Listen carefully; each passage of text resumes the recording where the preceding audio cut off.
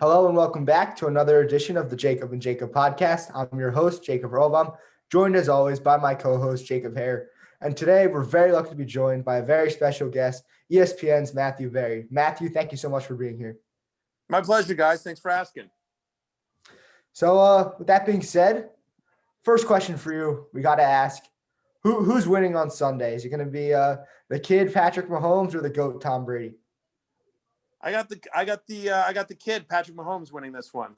I just think, you think about Kansas City's track record, especially Andy Reid's track record off of a bye, which in essence this is, right? He's had 2 weeks to prepare for this game. I think Kansas City's defense is underrated. So I don't know. I'm banking on as good as the Buccaneers are.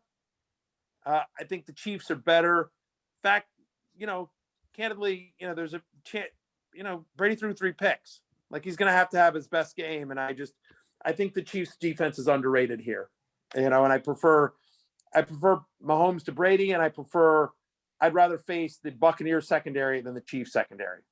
What do you think it would take for a Bucs win? Do you think a big turnover, maybe a lights out game?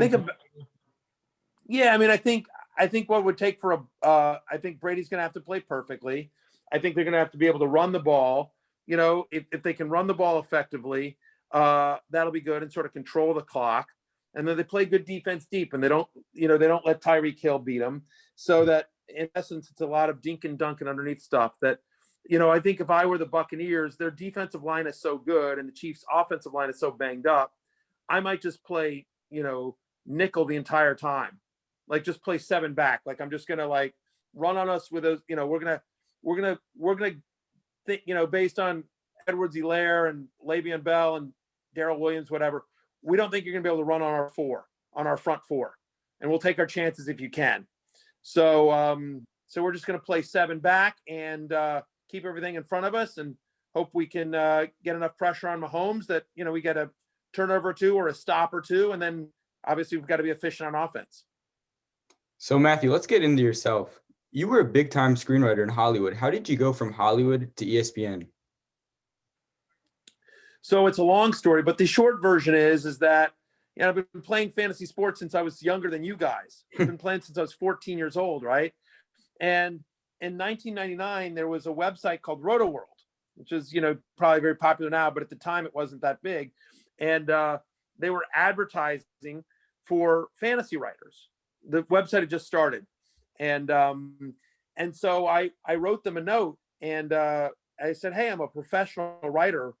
I'm a screenwriter out here in Hollywood. I write for movies and TV, but fantasy sports is my passion. I love it. What can I try out? Can I send you a sample? And they wrote me back the next day and they said, yeah, we looked you up on imdb.com. Married with Children is our favorite show of all time. You're hired. So because I wrote for the show Married with Children, they allowed me to write for free for an internet site that people didn't really go to at the time. But I loved it and really, fell in love with it. Got good, developed an audience and a fan base. And so that was in 1999. In 2004, so 4.5 years later, I felt like I had developed a big enough following on RotoWorld that I could start my own website, that I could leave and start my own website and people would follow me. And they did. But I didn't have a bunch of money for advertising. So the best way I could figure to promote that I had this new website was myself. So I went to every podcast I could find, every TV station, every radio station, every website saying, I will come on your air for free. I will write for you for free. Just mention my website, just link back to my website. And I just did that. And I just killed myself for like 2.5, 3 years, getting out there and promoting the site in a big way and trying to build up interest. And, one of the places that I went, you're looking for publicity is ESPN. Mm-hmm. And I managed to there was a guy that had a radio show on in Los Angeles on ESPN radio that was a fan of mine. He read my column. He's a big fantasy player. And so he put me on and that went well. And so I started doing ESPN radio in LA, which led to me doing Cold Pizza. I don't know if you guys remember that TV show, but it was basically what First Take. It was before First Take was called Cold Pizza. It was a morning show for ESPN. And so then from there, I so from there I went to I did ESPN News. I started writing for ESPN the magazine. Every time I would do a step at ESPN, somebody else would like me and ask me to do something else for ESPN. And then finally in 2007, ESPN came to me and they said, "Hey, we think fantasy football is big enough that we need a guy. Mhm. We've been looking for a Mel Kiper. We're like, we keep talking internally that we need to find a Mel Kiper for fantasy football. Who's our Mel Kiper?" And they're like, "We like all the work that you've been doing for us." At that point, the website was profitable and had a good reputation. And so they said, "We'd like to buy your website, move you to Bristol, and make you the guy." And so that was in 2007. And at the end of my current contract, I'll have been with the company for 17 years. Did you ever see fantasy sports becoming what it is today? No, I mean, look, well, I should say yes and no. So I thought that my take is, listen, I'm not a weird guy, right? Like the things that I like pizza. I like superhero movies. I like things that blow up. I like March Madness. I like Bruce Springsteen. Like the stuff that I like, the stuff that I like is really mainstream. It's stuff that a lot of people like. And I also like fantasy sports. So it's sort of like, you know what? If all these other things I like are popular and I like this thing that isn't popular yet, I bet you as more people get to know what fantasy football is and what fantasy sports is, I think it'll get more popular because it's fun and we all like doing fun things. So in that sense, Jacob, yes, I did think that it would become more popular and that I could ride that growth. But if you're asking me, did I think it would become, a multi-billion-dollar industry, that people would be able to win $1 million in a weekend, that celebrities and rock stars and, politicians would be playing it, that it would be a multi-billion-dollar industry? No, I didn't think it would ever become. Did I ever think that it would allow me to become on TV? No. So you mentioned superhero movies, and a little nugget about you is you had a cameo in Endgame. Can you tell us how that cameo came about? Sure. Yeah, it's one of the great joys of my career because I'm a crazy fan of the MCU, the Marvel Cinematic Universe, Me and all too. those superhero movies. And it's a long story. Excuse me. But it's a short one. But I'll try to tell a quick version of it, which is that my younger brother is a Hollywood manager. Okay, so he represents TV writers and producers. And many years ago, he worked on a short-lived sitcom called Carpoolers with Joe and Anthony Russo. And years later, they run into each other at a bar or at a restaurant. It's actually at a restaurant. Just randomly, they're both there. And so they're catching up and saying hi. And then Joe looks at his phone and says, like, "Oh, sorry, fantasy football." And my brother goes, "You play fantasy football?" And Joe goes, "I'm obsessed. I'm in 3 leagues." And my brother says, "Well, you know who my brother is, right?"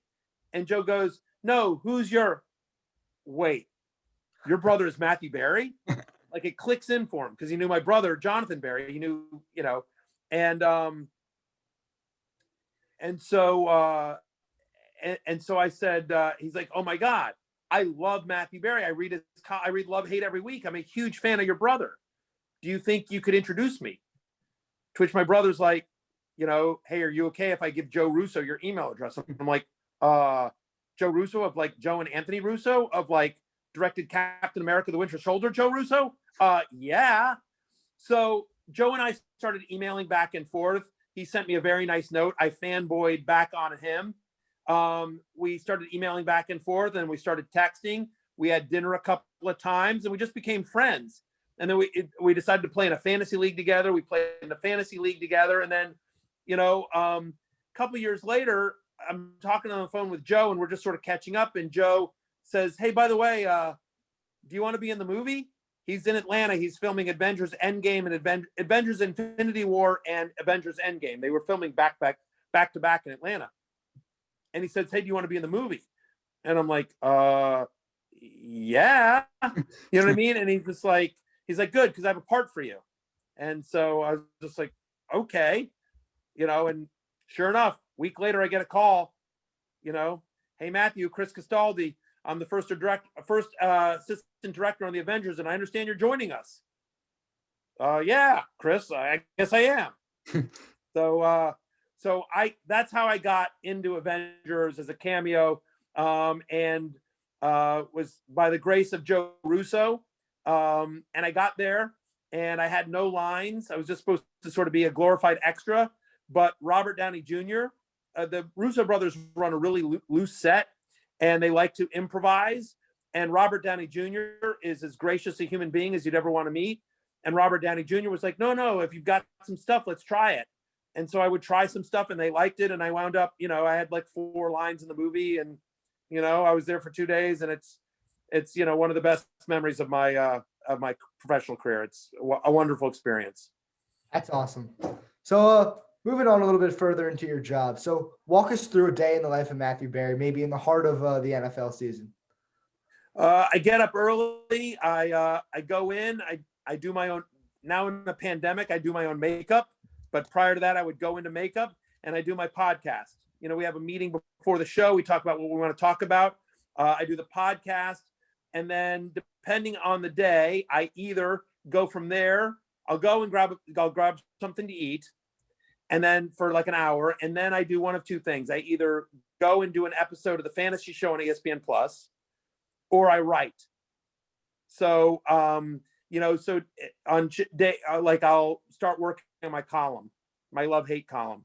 And I also update my rankings, and I'm doing research as well. And so, it's and then when I'm done with that, usually there's like a radio hit or honestly, there's calls with producers where we got to talk about what tomorrow's show is going to be, because we do our podcast early in the morning and we broadcast our podcast over, there's digital video and you can watch it live on YouTube and the ESPN app. And so it's a broadcast. And so we have people that build graphics. So they didn't know, are you going to, they'll be like, "Are you talking about Dalvin Cook tomorrow?" "Yes, I'm going to talk about Dalvin Cook." "Are you going to say good things or bad things?" "I'm going to say good things." "Here's the point I'm going to make about Dalvin Cook on Sunday." Great. Dalvin Cook is obvious, but maybe somebody more who's like, could go either way. Like, I don't know, whatever, Jared Goff, right? Jared Goff can go either way. And so are you positive or pro, I'm going to talk about Jared Goff and I'm going to talk about this stat and this stat and this stat. Okay. And they'll pick 2 of those to build graphics so that when I bring up Jared Goff, they have graphics ready to explain it. So speaking of Jared Goff, our last question before we let you go, because you're an extremely busy man, is this weekend there was the rare, before the Super Bowl, blockbuster trade between the Rams and the Lions. Tell us who won the trade and why. I actually think they both did. Ultimately, I think they both won the trade. Honestly, the Rams are in win now mode, right? The Rams have made the playoffs 3 of the last 4 years. They haven't been able to get over the hump. They made the Super Bowl 1 year, but Jared Goff, I think on some level has held them back. Honestly, if Jared Goff hits Brandon Cooks, they win that Super Bowl. Yeah. Jared Goff did not play well in that Super Bowl. But Brandon Cooks got deep on one, and if he hits him in stride, that's a touchdown, and the Rams win that Super Bowl. So the Rams have a great defense. They have nice skill players. They have a running game. They obviously have a great offensive coach. And so I don't want to say they were a quarterback away because Goff is fine, but Stafford's an upgrade. Yeah. Stafford's an upgrade. So I think they improved. They're in win now mode. They have everyone under contract for the next couple of years before it all is going to fall apart. So they're like, we got to push it all in and try to win a Super Bowl here. As for the Lions, look, the Lions roster has a lot of holes. Matthew Stafford's 33, and it does them no good to have a competent quarterback the next 2 years because honestly, Matthew Stafford's good enough to get them to 6-10 or 7-9 every year. That does them no good. They need to either be really bad or, so to get the kind of haul that they got in terms of picks from the Rams, along with a young quarterback in Jared Goff, who might turn out to be good. Maybe he can turn his career around in Detroit with less pressure. But if he does, great, then they got a quarterback. If he doesn't, then also great, because they're going to be bad. They'll get more picks. They already have the picks from the Rams, and now they can rebuild because they need to rebuild. So I thought it was actually a great trade for both teams. Does this trade put Matthew Stafford into maybe the top 12 fantasy quarterbacks next year? Yeah, Jacob, I think it does. I honestly think he's between 8 and 10 next year. Look, he doesn't run, and it's important to have a running quarterback, whether it's, Kyler or Lamar or, even someone who gets you some rushing yards the way that, Russell Wilson does, or, obviously Josh Allen is great at that too, right? Even Aaron Rodgers, who, had 5 or 6 rushing touchdowns this year. But so he doesn't run enough, but I think he's in the 8 to 10 because, get this, since 2017, which is when Sean McVay took over the NFL, took over the Rams head coaching job, they are fifth. They have the 5th most passing yards and per game, and the 8th most pass attempts per game. And that pass attempts number, so they like to throw, and it's a good thing because Matthew Stafford, since the start of last year, is 9th in the NFL in terms of fantasy points per pass attempt. Just a stat that tells you what you know. If you let Matthew Stafford throw it, he's going to put up fantasy points. So now he goes to a team that has better weapons than Detroit, a better run game, a good defense. It's going to maybe get some turnovers and get him in scoring position. Last 2 years, Rams have been top 5 in the NFL in terms of most red zone visits. So it's an efficient offense. And so I think that Stafford, with better weapons, a better offense around a more balanced offense, they'll be able to do play action with Cam Akers. Yeah, I think he's easily a top 10 fantasy quarterback next year. Well, Matthew, thank you so much again for joining us. We really appreciate you taking the time. My pleasure, guys. Good luck with it. When I was 16, podcast didn't exist, but I was doing radio and I was getting into it. And so I love the fact that you have this, that you're doing it in your free time, that it's your passion. And so when I'm ready to retire, you guys been ready to take over for me. And one more thing to our viewers out there, make sure you check out Matthew's book, Fantasy Life. It's a great read, and I recommend it to all our listeners out there. Thank you again, I appreciate it.